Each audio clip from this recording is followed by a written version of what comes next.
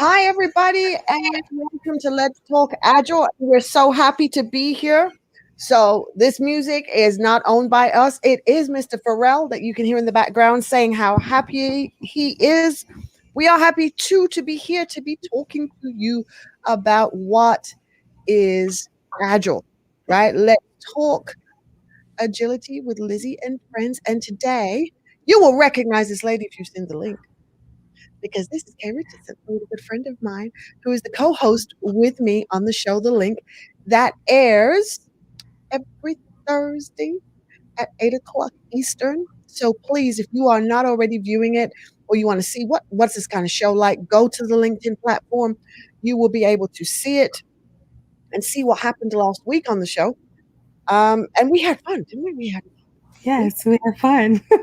And I had originally, prior to the link, already booked Kay to do this show because she has a fabulous story. And I just really feel like her story needs to be said to the world. And of course, I want to make sure I bring the story to you narrated with Agile so that you get to hear it with, well, okay, Lizzy, I got the story, but what the heck does that have to do with Agile? Well, guess what? Keep on. Let me just make sure I plug this so power stays on. There we go. Keep on listening and you'll understand. And of course, I have a fabulous co host who I will be bringing in now, Mr. Victor. Let me add him in. Victor, hi. Hi, how are you? I am good. I am good. How are you and the family? We're doing all right. They're going to be probably making noise in the background, so I'm going to try to It's keep okay. them Get it. It's under the control. home thing. We totally understand. Right? So I want to say welcome to all our viewers who are here viewing now, those viewing later, those viewing in the future. Welcome to Let's Talk Agility with Lizzy and friends Victor and friend guest here, Kay. So she's going to be telling you about a story. I'm going to let her introduce herself. And then I'm going to let Victor introduce himself so then you guys will know who Victor is and you'll know who Kay is. Kay, please introduce yourself to our audience. Yes, thank you for having me, Lizzy, again. I am Kay Richardson. I am the founder of the Yes Factor Method, and I love to help amazing women entrepreneurs who I define as badass at what they do, but marketing and sales just isn't their strength. And I want to help them walk through building their business with confidence so that they can create the revenue and, most importantly, create the impact that they wish to create in the world. So thank you for having me. Well, welcome. So this is the lady to reach out to if you have a business, of those of you who are wanting to start something that's kind of been a passion of yours and you want to start it going and you want to make sure you get that return on investment.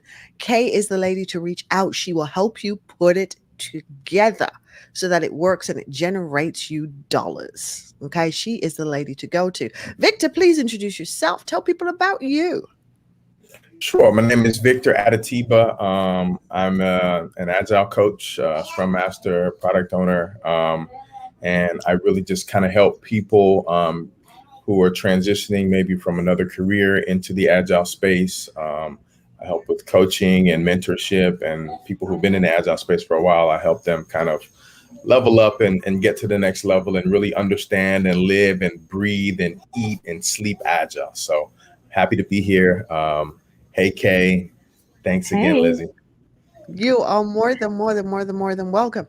So, those of you who might not know who I am when it comes into the agile space, I've been in this agile space since about 2007. I always say when I came in 2007, I didn't come in welcoming it and thinking it was the best thing since sliced bread. I came in with heartburn, thinking it was the worst thing ever that could happen to somebody. When it came down my path. So a lot of people say, oh, I run to it. I did not run to it. I hated it. I wanted to set it on fire and burn it to death. That's how I felt about it when it came across my path. However, what I saw it do to people and what I saw its effects were on business made me pause. And in the pause, I said, okay, how can I do this? Because finally here was something that was allowing me to be more my authentic self at work. See, I cared about people. I cared about how they felt. I cared about their families. I cared about whether or not people were having a good day. But in my role prior, that caring always had to go on the back burner because it was about delivery. And if it meant your blood had to be bleeding on the floor, so be it. We were going to deliver.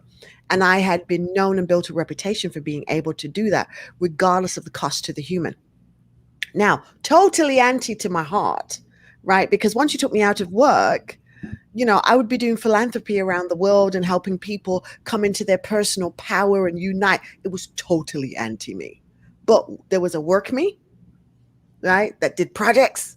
And then there was the me who did life. When when I discovered what Agile was and was introduced to Scrum, it allowed me to finally bring my whole self together at work and do the things that really made me feel good. So when I looked in the mirror at night, I was okay with who I was seeing because I was okay with who I'd been that day. So that's why I got into this thing, this industry called the Agile industry, and why I coach people on Agile and why I train Scrum and why I'm pedantic about certain things when it comes to Agile. And I'm going to, in fact, this is how pedantic I am. I'm going to put up a banner that's going to stream. I created it, did I not? Oh, I didn't save it. I didn't save it. So I'm going to create this banner again. But in the banner, and I'll say it, I want everybody to hear this loud. Agile is a set of 4 values and 12 principles. That's what it is. That's what it is. It is no more than 4 values and 12 principles. So a lot of people are going out there and they're saying Agile is a mindset. That's not true. Those 4 values and 12 principles can affect you and you can decide to embrace them. Thus you, the human, the person, shift your mindset because you embrace those 4 values and 12 principles. So you align your thinking to allow you to foster those 4 values and 12 principles. But it is not a mindset. Now, somebody may come up with a mindset framework influenced by Agile, but there isn't one yet on the market that has been revealed to anybody. Number 2, Agile is not a methodology, and I don't care how many books say it is. Agile is a set of 4 values and 12 principles. Just because you're learning the SAFE framework and we talk about Agile in SAFE, it doesn't mean that you can say, instead of saying SAFE, just say Agile. No. It's the same thing when it comes to Scrum. Instead of saying Scrum, you can just say Agile. No, you can't. That's like everybody suddenly calling me Devon. That is not my name. That is not my personality. That is not who I am. He is a total separate entity. Do we work well together? Yes, we do. Nonetheless, 2 separate entities who collaborate to do great things. Do you want to see us stay together? Of course you do, because we do great things and we collaborate well, but we can exist in 2 different spaces at the same time. Thus, SAFE can exist in its own space doing its own thing without Agile being the picture. Scrum can exist in its own space, doing its own thing without Agile being in the picture. When Agile is in the picture, does it make it better? Of course, it brings fabulous beauty around. Nonetheless, it is not necessary. 2 separate things. So please, people, stop going out there and telling people that Agile is a methodology. It isn't. It is not. Okay, now I'm off my bandwagon and I'm calming myself back down because I've seen that too much today and it's got on my nerves a little bit. All right, so I'm going to stop. You explained it. Let me whoos. I just hate when we keep telling people things and then because people will take it from your mouth because you've said it, they believe you may be an expert, know what you're talking about, and then they go and tell other people that. And by the time you get to those other people, what they have seen demonstrated really doesn't even align to those values and principles. And then they get like this against it. So we really have to be careful what it is we're teaching and what we're saying out there so we don't do what I call propaganda. We just got to be careful about it. Wouldn't you admit that, Victor? Because you run into it, right? Definitely, I agree. The perceived expert is the expert, right? It doesn't take much. I have a friend, Armani Valentino, that says to a preschooler, a 5th grader is a genius, right?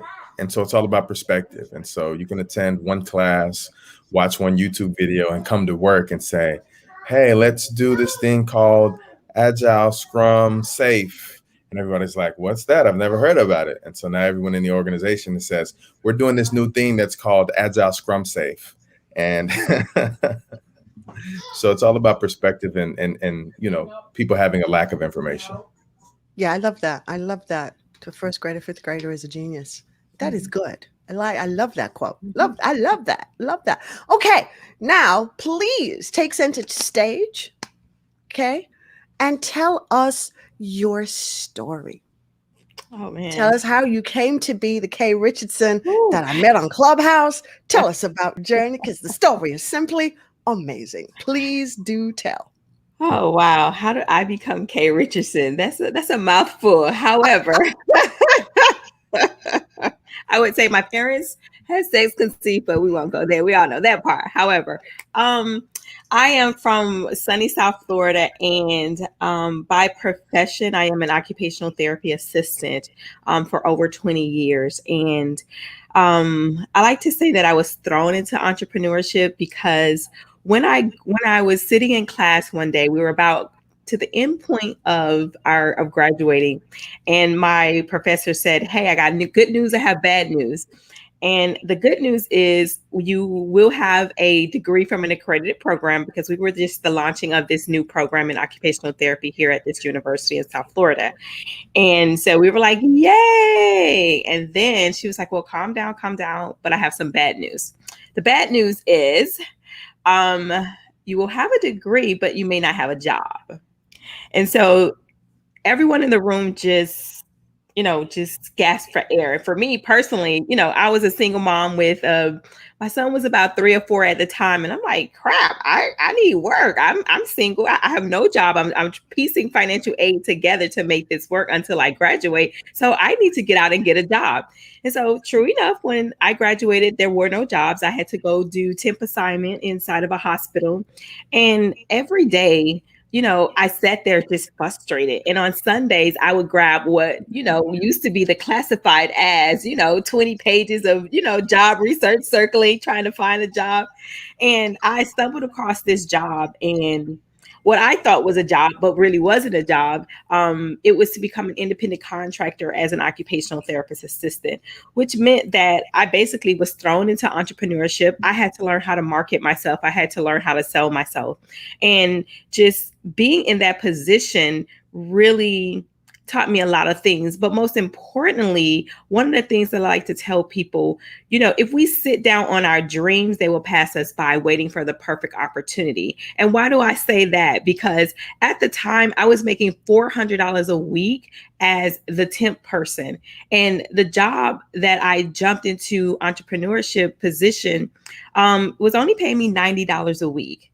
I was too embarrassed to tell my family or my friends because the rent was due, the car was due, daycare was due. And I'm like, this is what I want most. So I have to take a leap of faith. And so I took a leap of faith and got into that independent contractor position, started navigating, and then I went into ergonomics.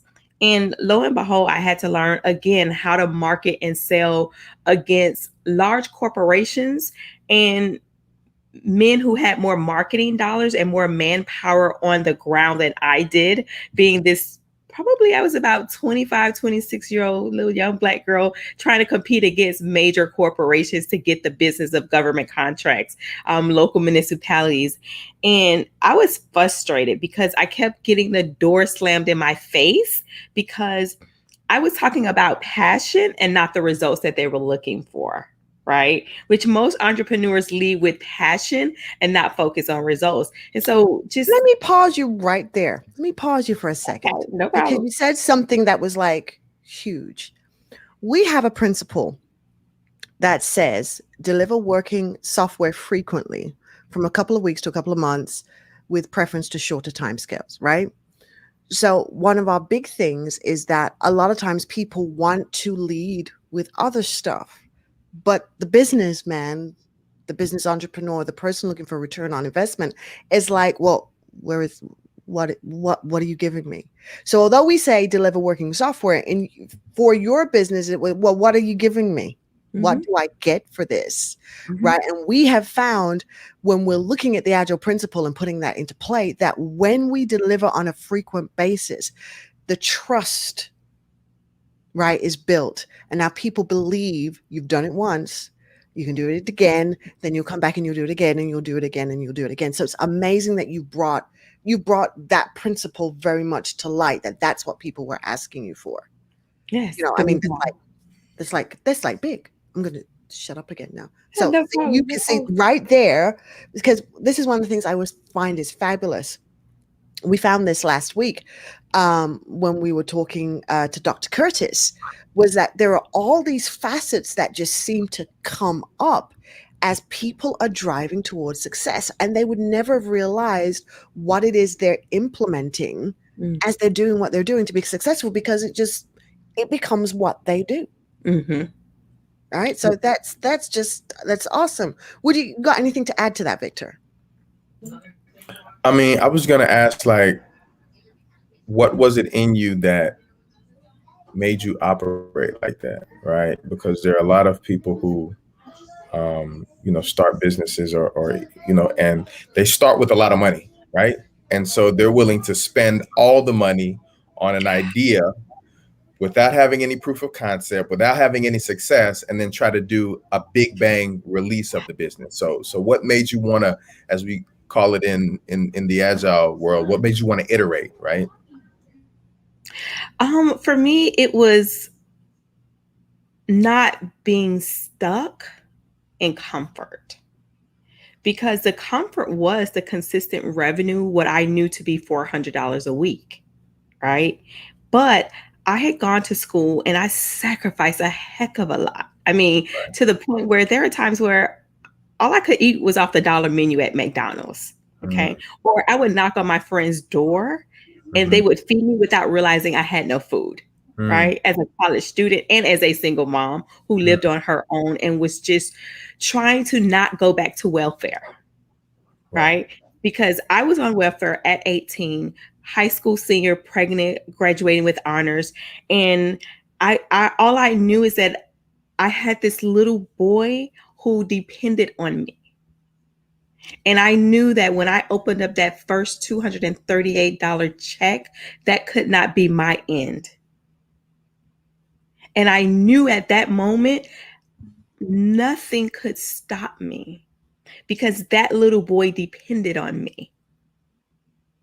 And he was all I had, and I was all he had. Yes, his father was in the picture and he was involved, but that thing, because as I was telling Lizzy when we met, I was basically houseless at the age of 17. My mom put me out and I had to go live with my boyfriend in high school. And all I had was a $4.25 job. And thank God his mother was willing to let me in, because she risked a lot being in the law enforcement field and just the dynamics of where what was happening in my family. She took me in and I promised her, if you just give me a roof, you would never have to worry about me. I struggled to finish high school. I went to work. I did everything through the best of my ability with what I had to get to where I knew I wanted to be. And there was something inside of me that my sixth grade teacher used to say to us. I grew up in the middle of Liberty City, which, if anyone knows about Miami, that's pretty much just the low economic area, a lot of housing projects, low income families, welfare recipients, right? And so he would say to us, I don't care where you grow up and I don't care anything about your environment. You have to know that you have the ability and the skills and you are smart young Black kids. And all I could think about is, I'm a smart Black girl.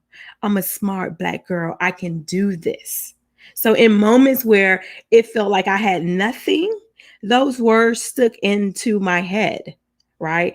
And it gave me that fire. It gave me that drive to continue to pursue and persist, even though I did not know what was going to be at the end. And I'm still not at the end, right? We're always looking for that end point. Journey, right? But we don't know the end. Right. But that comes down to I talk about this particular part of the manifesto that most people ignore, where it says we are uncovering better ways. And the fact that it says uncovering, right, is saying that we never stop. So there's the constant need for constant iteration to find out what is the next best thing that you can possibly uncover. What are you uncovering? And each moment, regardless of what obstacle came in front of you, what impediment, you pause and you're like, okay, how can I get past this? Mm-hmm. Right? How can I get past this?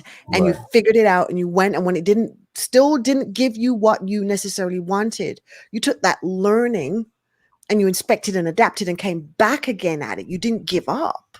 No, Right. And it's that part of not giving up. You had this goal to let me take care of my kid. I'm going to build a life where I can take care of you well. And it drove you. Mm-hmm. Like it was your consistent, no matter what, you were on that. And we talk about how important it is to have goals, Right. right? Which is not necessarily something that the Agile Manifesto talks to about the goal, but Scrum talks very heavily about the idea of having a goal, the big goal, right? That, okay, well, here it is. I want a life where me and my son are good. Then here's the small goal, the sprint goal. Here's what I'm going to focus on right now. I'm going to get a better job. I am going to find some way to earn some income to get to the big goal. And that's what, you were doing on a consistent basis. That's got you to where you're the expert in your field today. Right? You're the go-to person because you kept going on this thing relentlessly, regardless of what came out. Even if it didn't hit what it was you wanted, you still stayed. A lot of times. I cried a lot of times. Right. And you know what she started with, Lizzy? She started with the minimum viable product, right? She did, didn't she? All I need is a place to stay. Yeah, give just me a that. place That's to it. stay. You If have I nothing get a else to place worry to about, stay, right? yeah, just give me that. That's my MVP. A place where I can stay, lay my head down, put my baby down. Give me that, and we can take that. And once I'm in that, now I'm going to know what else I can add to it. Right. That was the basic there, and that basic is, built so much. Now I'm going to shut up because people need to understand where you got to today. So please keep telling the story because it's like I'm trying to jump to the end and give them the end chapter. Sorry. So just fast forward, built the business in ergonomics, got some contracts with the US government, started speaking on stages about ergonomics and safety precautions, safety training. And one of the things that just kind of catapulted me was I went through a divorce. So I married my son's father, and then a few years later, that was my high school sweetheart. And, we divorced a few years later, but we're very good friends. We co-parent very well.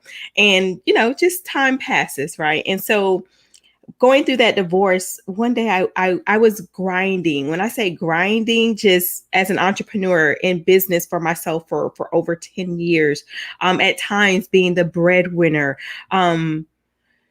I woke up one day and I lay there. I'm like, so what do you want to be when you grow up, Kay? And I'm like, great question. I don't know. And so I started exploring different things because I transitioned from entrepreneurship into academia as a professor at a university. And I was doing both things simultaneously until the last contract ended. And just giving at that moment to the students about entrepreneurship and healthcare, and just still navigating hobbies and finding myself, I started a business, an online blog for Black American women who are LGBT, lesbian, who wanted a safe space to talk about what they were going through, how to navigate just coming out as an older woman and realizing who she was. And so I met this woman from Australia, and she invited me to go to Orlando. I walked into this room. There were about 1,000 women, and the room was on fire. And there was this woman standing on the stage, and she was talking about business coaching and marketing and sales and all these things. And I'm like, this is what I've been doing with people, because people will come up to me because I was this young woman doing great things in my business. And like, okay, how did you do this? How did you get this client? How? And I'm like, but this is what I did, and this is how you do it. And not being aware that I was consulting with people. I was coaching people. And because at that time, that wasn't the thing, right? It was a Mhm. developing, new business, entrepreneurship, new field. And I'm like, wow, this is really cool. And I saw the transformation that weekend. And I'm like, wow, okay, here's what I think is my real passion, because I was doing it and navigating and learning from my own mistakes and teaching others. This is how Kay Richardson became Kay Richardson now. This is how the Yes Factor method was born. Just navigating the 9 steps that I use to grow my business in any business that I start, because I have a continuing education credit course that I do for healthcare entrepreneurs. And everything that I do when it comes to any business that I launch, even my son's business that he's launched, my best friend's business that they launched, I walk them through these 9 steps to go from stuck and feeling overwhelmed with this idea to navigating how they're going to get to the revenue. But you would never been able to do that had you not started with Victor, her MVP, right? Right, right, Started right. there, grow that MVP, getting that feedback, seeing how well that works, and adding to it and adding to it, and growing the product of you. Yes. Because it was in growing the product of you, all these other things emerged, right? That we may call other features and capabilities that came about, was because you focused in on who you were. And then you didn't stop. You kept evolving yourself, kept asking the question. There's a technique we use in the Agile where we call it retrospectives. And every framework has some type of retrospective and calls it different things. But the idea is to take a willful pause, like stop, survey. Mm-hmm. Okay, what's gone really well? What's really brought some value? But even if it's been great, there's still no stop the mic, right? No, here, put the mic down, put it back in the class. No, we got to keep holding the mic. The song has not finished. We've just got to interlude. Now, what do we add onto it to make it even better? How do we improve ourselves and improve the people around us? And just listening to your method that you came up with not only helped you, and what I find is so amazing is you went from being the student who wasn't able to complete necessarily at the end and had to take different paths and then come back to being a professor. Mm-hmm. Have you in your classes met girls who were on the same path that you were or who had felt blocked? Yes, I've met single young ladies that reminded me so much of myself, who were single, whether they were a single mom or just that young lady who that degree will make the difference for them. Mm-hmm. It would be the game changer to help them get out of a broken relationship, get out of a home that is unsafe, very toxic, right? Or be the means to an end to make sure that they have the means to take care of themselves and their child or their children, Right. right? So yes, I and mean, giving them that input to say, and whispering in their ear, you can do it. That whisper some days, just that's all they needed was, you can do it. I know where you are. I've been there. You can do it. And a tear can just roll down because they know on the inside that I understand without them ever saying anything. All I have to do is just watch. mm. I mean, one of the things our industry is pushing us to really embrace is the concept of mentorship and coaching, right? And that idea of that when you take on a mentee, you're willing to walk the path with them for them to arrive at their goal point. That's where you're willing to take this journey with somebody else. And as a professor, you're taking that journey consistently with everybody who signs up in your courses to get this degree. I'm gonna be here for this journey of you getting this degree, to give you those words of encouragement when you need them, to help you know that you can. Are people sometimes shocked because people see you at like, here is this the amazing Kay Richardson, all this businesses, all this success, right? She's got this great method. Do you ever have people go just disbelieve that that was your story? Yes. Even last the what was it, Tuesday when we were on, and Stephanie, when I told my story, she was like, "Oh my God, now I don't feel alone. Like there's someone who's like me, who was a single mom, pregnant at a young age." Like, oof. It was a sigh of relief. And I'm like, yeah, that's me. And in my book, I tell my story. And so many people email me or text me and say, wow, thank you. So It, please talk about the book, because you uh, haven't mentioned the book. Please yeah. talk about the book. Tell people where they can get the book Oh, and the title of the book. the book is titled What a Woman's Gotta Do. Dig deep, make a decision, and take action. And that's my life. You know, the things that I had to do. I had to dig deep, you know, and get through the fear, define what I wanted, make a decision that there's nothing in this world that can stop me because I have an end goal that I need to accomplish and take action. Every small step gets us to our end game and to our end goal. Right. And so they can find the book at krichardson.org, Okay. and they can find it also on Amazon. Right. Okay. And so the book is there to give people a kick in the pants when they're finding 10 million excuses why they can't do something. Right. It's giving them that inspiration to say, wow, take a look at who I am. I have the ability, I have the capability, and giving them some accountability in there so that they can create a little simple plan that's step by step so that they can see the progress. Hmm. Right. You know, sometimes I know that I'm a very impatient person. I'm ready. When I say go, I want to get to the finish line in 0.2 seconds, right? And life doesn't happen that way. And sometimes I'm like, I just want to get there.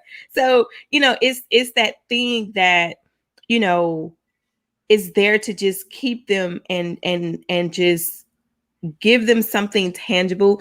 And the book is very small. And here it is here. I wanted people to put it in their pocket. I wanted women to put this in their pocket and just open it up as a reminder and grab Hmm. it, opening up the quotes so that if they're feeling down one day, go back to their notes, right? That they wrote down asking, what is it that I said that I wanted, to get themselves back on track? Did I ever think I would become an author? Heck no. My therapist said to me, Kay, and going back to what you said, my therapist, when you say people look at me from the outside and never know where I came from, and she's like, hey, you are an amazing woman. And I'm like, okay, I just do what I do because I didn't have a choice, right? And so she's like, you need to tell your story because your story will help a lot of women Mhm. overcome and achieve the things that they want to achieve because of where you've come from. Right. And that's how the book was born. Just me going to therapy, letting out everything that I had been going through and holding in. And she Mhm. was like, you need to share. And I avoided it for a couple years. And once the book was actually written, the cover was made, I actually sat on it for a year and never sent it to the publisher. And one day, I'm like, enough is enough. Enough is enough. Send it. The fear of, but who am I? Remember we talked about that? Mm. The fear, well, I don't have a PhD. And at the time I only had an associate's degree. Like, who am I to write a book? I don't have the perfect grammar, you know? But we have our humanity, and we have the story of the journey. And I think that's probably the most that's the thing that is so powerful, and that's the difference. Um, Many coaches who are on the ground in our industry, what makes coaches stand out is the coaches who really participate in the journey with the customer. So they're all in what's going on with the customer. So it's not just this, I'm telling you what to do, customer. It's I'm coming alongside you and I'm collaborating. That it's that relationship, customer collaboration or contract negotiation, right? It's building that relationship. The relationship makes the difference because then people know you care. right? And although you haven't met all the people, who've read your book, and you'll never meet all the people who've read your book, you've made a connection with them and they've collaborated with your story, right? And you've made them know, look, you can dig deep, and you've come up with a process around it. We have one particular principle that says agile processes promote sustainable development. And the sponsors and the developers and the users should be able to maintain a constant pace indefinitely. But you've given a method to each layer. You've given a method to, this is how you get you going. Just you as a person in your head, get your thinking right, find your why. And then you've taken and you've put a process on, here's now how you build a business. So here's how you get you, the person, up and going. Here's a process for you. Now here's a process for your business. And both are sustainable, and both allow that constant ability of the person to reflect and say, well, what can I do next? So your processes are they're screaming Agile DNA, just screaming Agile DNA. Absolutely. And Lizzy, I think another thing that successful coaches kind of have in common is that they have an actual journey, right? They have overcome obstacles in their life, right? And so there are a lot of coaches who are coaches because they've lived the perfect life and they've done everything right. And if you look at it from the outside looking in, it's like, oh my gosh, you're perfect, right? And some people have lived a much more privileged lifestyle than others, right? And so maybe they haven't had to struggle like other people have had to, but that narrative isn't indicative of the type of life people probably like yourself and myself have gone through, right? And so one of the values, right, from the Agile Manifesto says responding to change over following a plan. And so we heard about, how you kind of made lemonades out of your early life and some of the things that you struggled with. But talk about how even after you got older and maybe you got into college and maybe thought you had a roadmap for where you wanted to go and what your plan was in life, how you kind of responded to changes and have ended up where you're at now. Because I'd be willing to bet that if we polled you 10 or 20 years ago, the you of 2021 is in a very different place than where you actually are. Well, here's the thing about me. I have no structure in life. I'm not a structured person. And I'm not this person that I make really concrete goals in life because I have a very short attention span. And I'm like, I don't want to do that anymore. I'm changing like the wind, right? And so it's one of the things, and honestly, I would have never imagined being an entrepreneur, right? I ended up here because I didn't have a choice, right? And one of the things that I knew for sure was that I always needed flexibility in my life, in my career, right? Because one of the things that frustrated me the most was whenever I would go home and ask my mom, we have this field trip. I want you to come join us. And she would always have to say no because her job, she had to put she had to work. And that was the one promise that I made to myself without knowing how I was going to create it now, that I was going to be there to pick my children up from school, go on every field trip that they wanted me to go on and make it happen. And somehow it worked itself out. Right. I picked them up from school. I was able to arrange my patients or my clients to say, hey, no, I'm going on a field trip, being able to map out things in advance. I never really had to say no to my son, and being there, being a team mom on the football field, being a classroom mom, like being very involved, because that's what I knew I always wanted from my mom. But so for me, entrepreneurship was never imaginable. Honestly, being a professor was not even on my things to do. I resisted being in the classroom because I felt like I wasn't a teacher. But honestly, I am a teacher of business, of marketing, of sales. However, because I can go into a classroom and speak for days and hours on it. Right. And it comes natural for me. So I never imagined being an entrepreneur, and I never imagined being in academia. I never imagined that for myself. So But I what were just you knew doing? that I would be successful. Right. So what were you doing like 10 or 15, 20 years ago? So 10 or 15. Okay, so that puts me at 35. Okay, I'm putting my age out there. You um look like you're like 27, FYI. thank you. um 10 years ago, I was running a business and getting my feet wet. I was about 2 years into academia. So I was Okay. still running my business and I was in academia. And Okay. honestly, I never thought that I would be in academia this long. I thought I would have just gone back to being an entrepreneur full time, but it's something about being here that has given me a different perspective in what Mhm. I bring to the profession, because most of the professionals in what we do and what I do as an occupational therapy assistant, they have the typical job, the typical 9 to 5. 90% of them are not entrepreneurs. And so I get to bring that different perspective to the classroom, to students, about entrepreneurship, about Mhm. what we call emerging practice areas when Mm, you cannot find a job, and how do you create a job? And mm. how do you create a market for yourself when the market has shut down? And that's powerful, right? That is because that's one of the things when we grab people and talk to them about product management.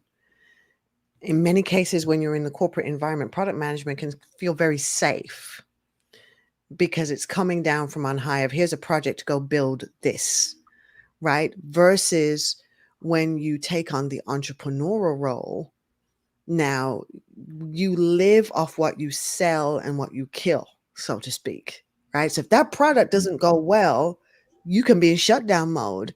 Versus when you're in a big corporate organization, there's the safety buffers. Oh, okay, if your project doesn't go so well, it's not going to affect your paycheck, And right? it You're still normally going to comes get in the paid, budget, right? It was right? just part of the budget and it We'll get give you written off, $250,000. Try this out. right? Yeah, We'll give you it's 5 mil. Try different. this out.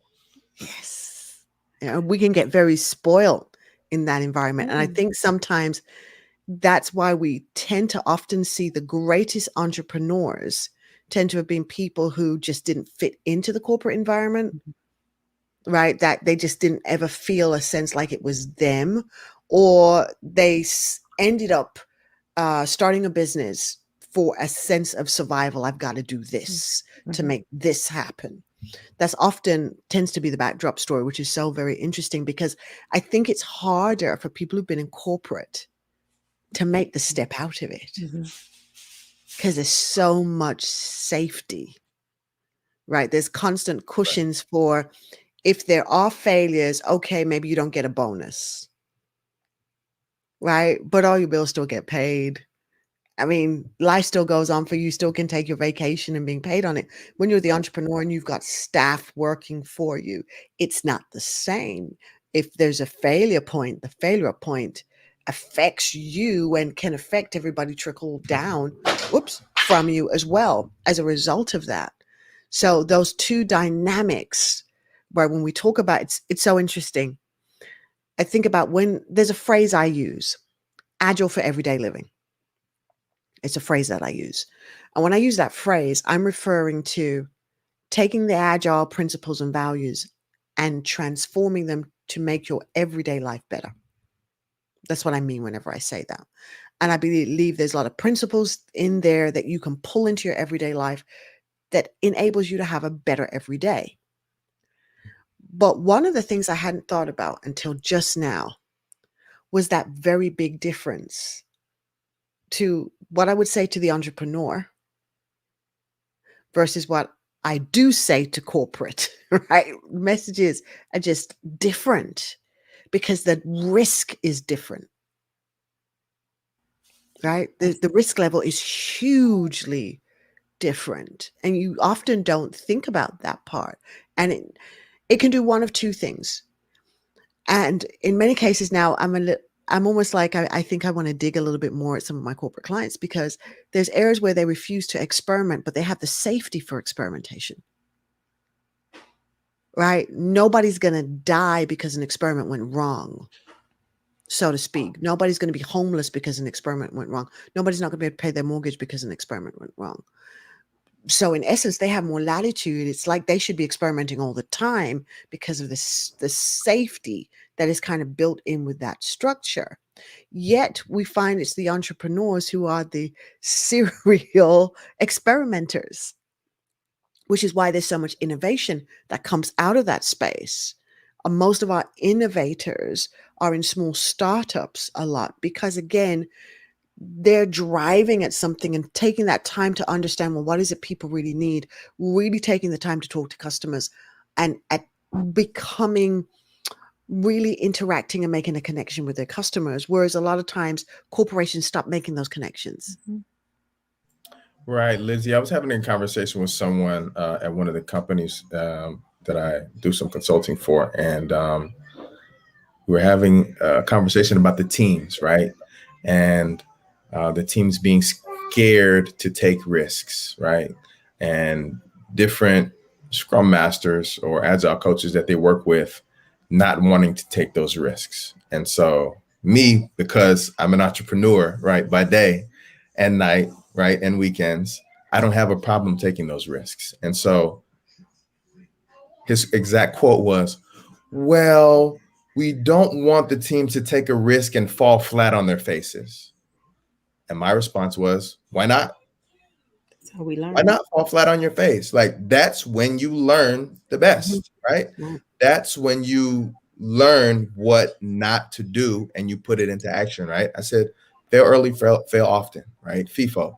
So the earlier you fail, the earlier you know what's not working and what you need to change. And it's funny because I think last week you talked about you not knowing how to ride a bike. And that was my analogy to that guy. I was like, because if you don't let them fall flat on your face, then you have a 45-year-old, 50-year-old, 60, 70-year-old person trying to ride a bike, and they've still got training wheels because mommy and daddy were scared to let them fall at Yes. 5 or 6-year-old and scrape their knees. Like, Right. that's part of the progression. That's how you get better. But if you've never fallen, then you've got nothing to lose.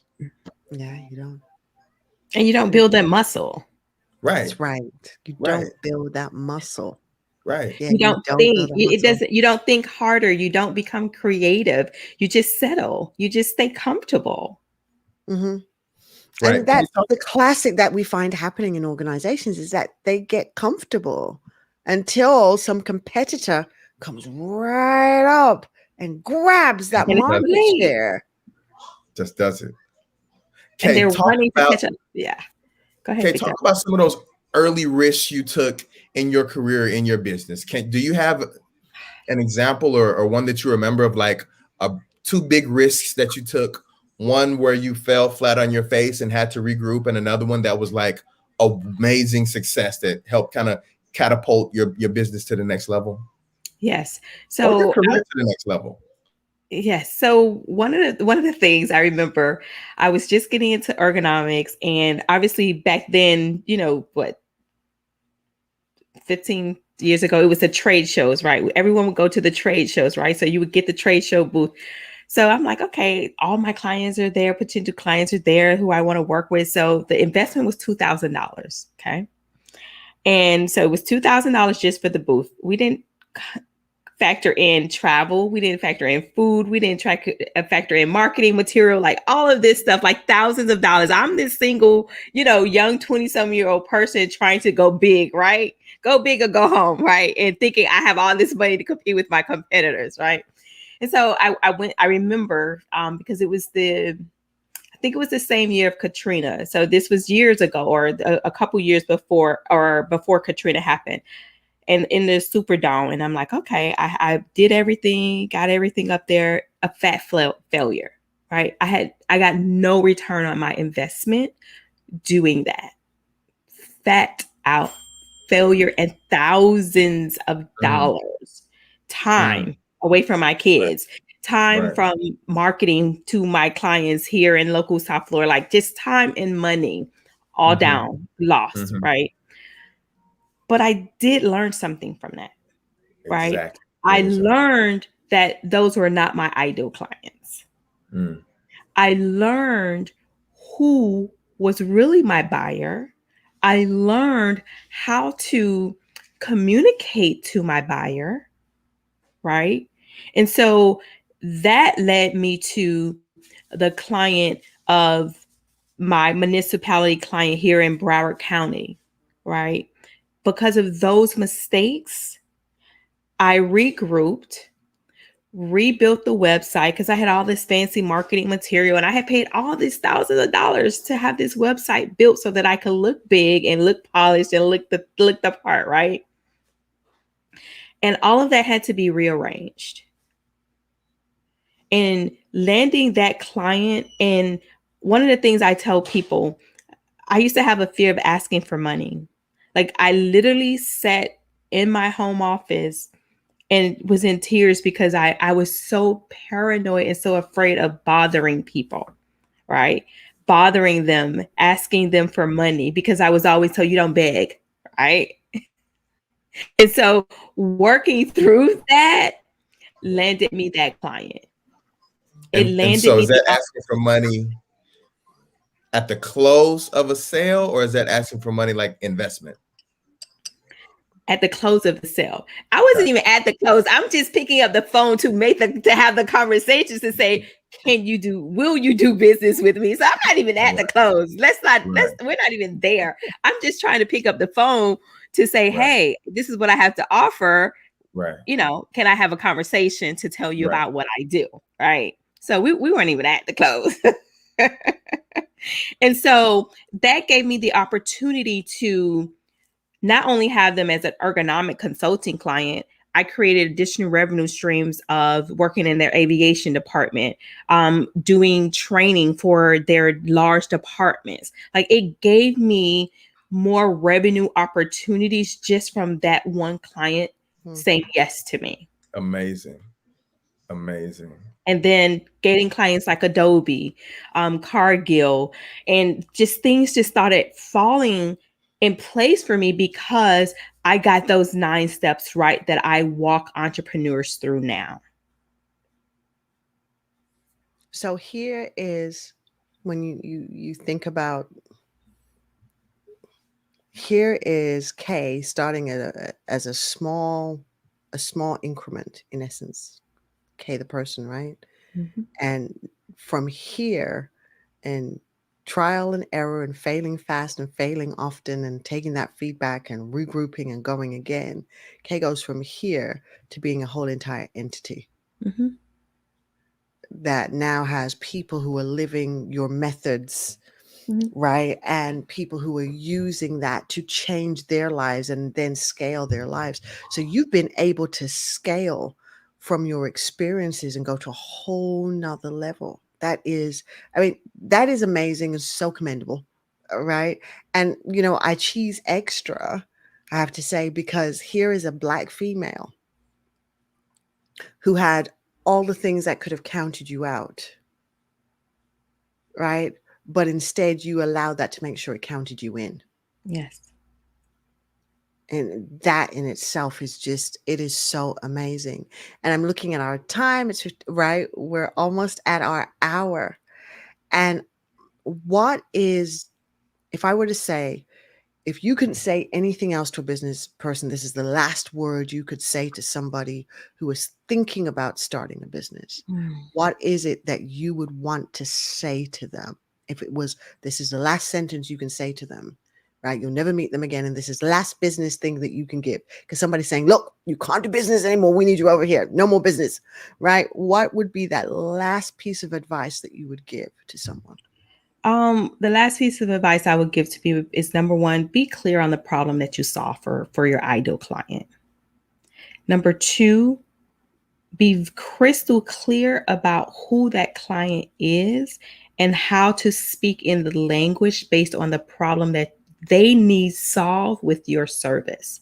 It's all about the client, their needs, their problems, and you contour your solution to meet their needs. It's not about what we want.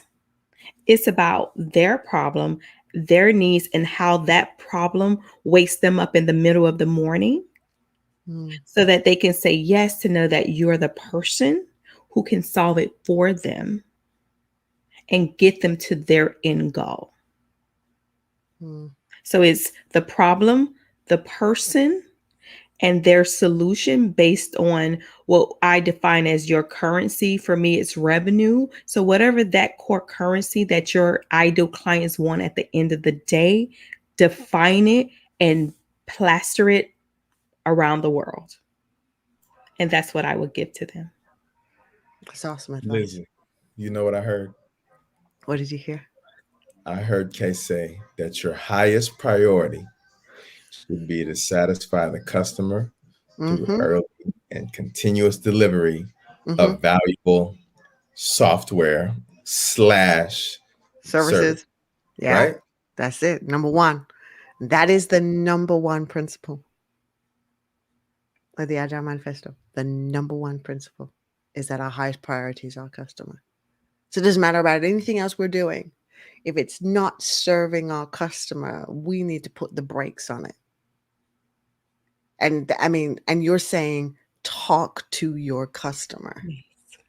Talk Listen. to them and It's listen. yeah, Listen. I gotta Yes, listen. listen. What are they saying? What are they talking about? And that what is waking them up at night or waking them up Yes. in the morning, causing them disturbance? Right? What is it that's disrupting them? Because it's so interesting. Although we talk about pains and gains a lot, the idea of what somebody wants to gain doesn't necessarily keep them up at night. But what it is that is paining them does. Which is why it's much easier to sell somebody to somebody from a pain point of view than it is a gain. Because the gain is like, oh, that'd be nice. But the Mhm. pain is, oh my God, every night I can feel that, you know what I mean? And they're up with it. And it's causing them stress. Yes. And they can remember what it was like to live without that pain too. Like they remember a time when that wasn't a pain and they yearn to get back to that. Yeah. Well, and it's the listening and really listening and hearing. You know, like, okay, I'm here and I'm here in the moment and I'm really hearing what is it you're saying to me. I think that's so important to make sure that we do that. And that is amazing advice, Kay. I mean, and I hope everybody heard that. And I hope leaders who watch this go back and ask themselves the question, is it time to go back and talk to your customer again? Mhm. Bring customers in, have them on Zooms and really hear. Just because you're a mogul organization and you appear to be the be all and end all for everything, have you stopped listening to your customer? Mhm. Yes, important. And I would like to address this. I think it's Derek Hanley asked, what's the name of the book? It's What a Woman's Gotta Do. Dig deep, make a decision, and take action. And you can find it at www.kayrichardson.co. Let me make sure I put that in there again. Let me put that there. What a woman's got to do. Yes, dig deep, make a decision, take action. And they can find it at www.krichardson.co. I gave them my old website domain, but .co is where they can find it, or on Amazon.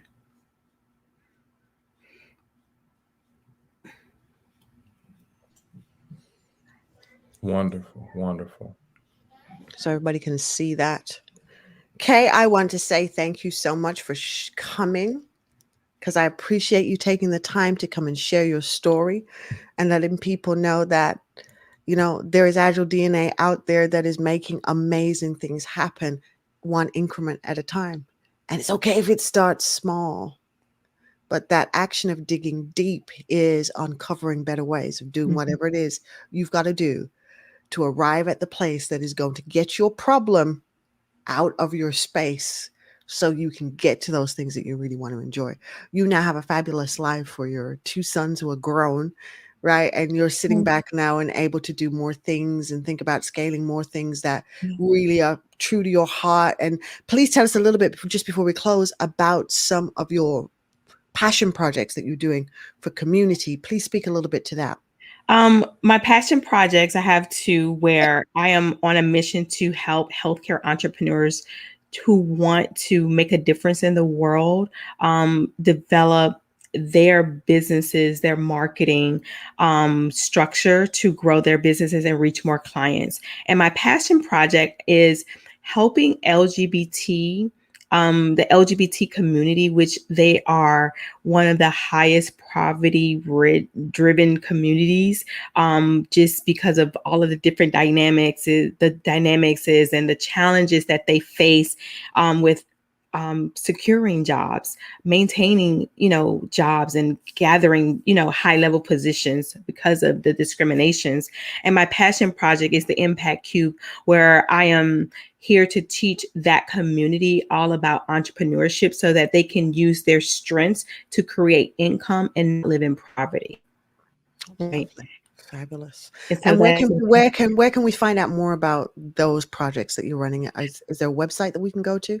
Yes, they can go to krichardson.co, and the Passion Project, the Impact Cube is there. And companies can, reach out to me if they want to help fund cohorts to walk through that process. Because one of the things that stuck in my mind was when the Orlando attack on the nightclub, right? The Pulse. And just there was a transgender female who says, now I have no revenue and no one will hire me, right? And so that left them basically without a job and revenue. And so that stuck in my head years ago. And it became a passion of mine because I do meet the LGBT community. They struggle in finding jobs, and, discrimination is real for them.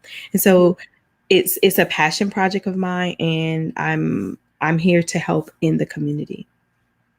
Okay, I'm putting that up now so that people will be able to see that.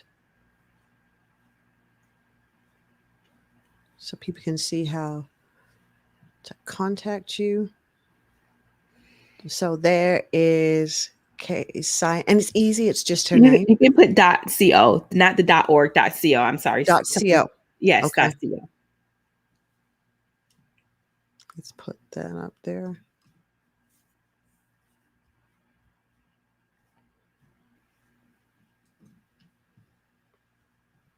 Got it. Oh, that's the cute one. So Kay's got the book. Kay's got the coaching program.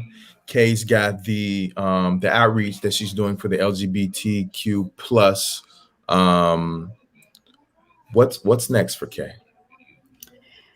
What's next for Kay? There are two things. Kay wants to be published in an academic book. So that's one of the things that's on my pin on the board as a goal. Yeah, it's on the backlog. Yes, and then also writing another book on entrepreneurship. So those are the things that are in my brain right now, and really building out the Impact Cube. And those are my three things that are on the top of my head: the Impact Cube, and being published in an academia book, and writing a book on entrepreneurship. Okay, well, we know you're going to do it. So when you have done it, and just before it releases, we're going to ask you to come and let our audience know about it, because we know you're going to do it. And learning, we want to hear about the journey to that next level, from already achieving and now, okay, here's the next goal I've got now. Mm-hmm. And what are the steps that you took to do that? So, Richard, sorry, I don't know why I suddenly said, Victor, any closing comments? Closing comments. I think Kay's story and Kay's journey is a testament to all of us. A lot of times, the situation that we start in, we don't kind of get off on the best footing. But I think, again, Kay is a testament that with hard work and given the opportunity, right? I think that's the thing a lot of people are missing out on, is that opportunity, somebody trusting them, somebody saying, you know what, I'm going to give you that minimum viable product that you need to be successful and to thrive. And I think with that, the potential is unlimited. So in closing, I just say, find someone who believes in you, find a cohort of people that you can get around that will help you get to the next level and help you get yourself or your business off the ground, and you too could have similar success. So I'm happy for having the opportunity to talk with you, Kay. Happy to be able to see you again tonight, Lizzy. To everybody at home, you guys have a wonderful evening. Yeah, so we will see you again next week, Thursday, and we are going to have a guest who has pulled herself out and started her own business. You notice there's kind of a theme here. A lot of the people that we're bringing to you are entrepreneurs, right? Right. Who are doing this and have made success. So you will be hearing from another entrepreneur next week who will be telling you her story and why she chose to do the things she did, and how you're going to notice how she has reflected and got herself to where she is and the goals that she has ahead on her path. So thank you so much for watching. So now remember, guys, agility for every day is possible. And there are people out there who have our Agile DNA, although they don't have our lexicon. And it's up to us to bring them in the fold and let them know they're Agile too. All right. Take care and have a wonderful week, and keep going out there evangelizing what Agile is, what Agile isn't, and helping organizations open up to make the change possible. Take care, guys, and have a wonderful evening. Bye bye.